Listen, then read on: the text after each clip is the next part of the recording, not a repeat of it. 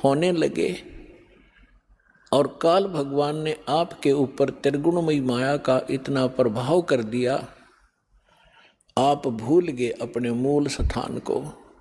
आप इसी रंग में रंग गए, इसी प्रोसेस को, जन्म और मृत्यु को, गधे कुत्ते बनने को आपने अंतिम मान लिया, क्योंकि आपके पास कोई विकल्प नहीं रहा, आपके पास कोई दूसरा ज्ञान नहीं था।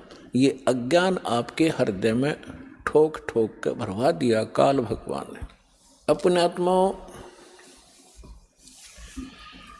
अब 3 युगों के अंदर जीव पार कम होते हैं और चौथा युग जो कलयुग आता है, और उस कलयुग का भी ये प्राइम टाइम है। इसको बिचली पीढ़ी कहा है परमेश्वर ने। परमात्मा ने कलयुग को 3 चरणों में बांटा है।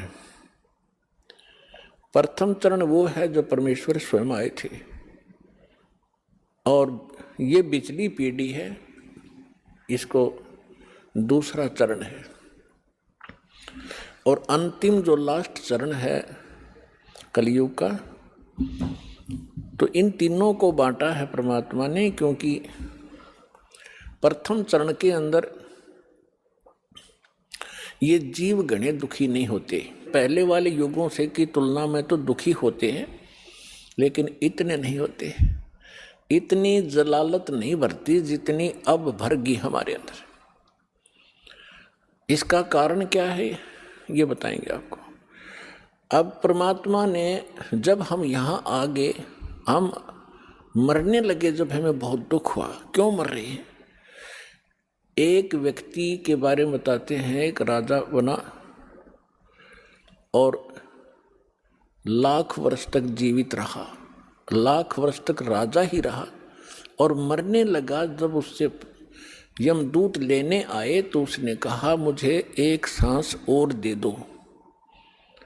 यमदूतों ने कहा कि खबरदार, एक सांस भी लिया। उसने कहा तुम मेरी सारी पृथ्वी ले लो, मुझे कुछ जीवन दान दे दो। उन्होंने कहा कि हम ये नहीं कर सकते, तेरा समय आ गया, तू चल। तो हम मरना क्यों नहीं चाहते?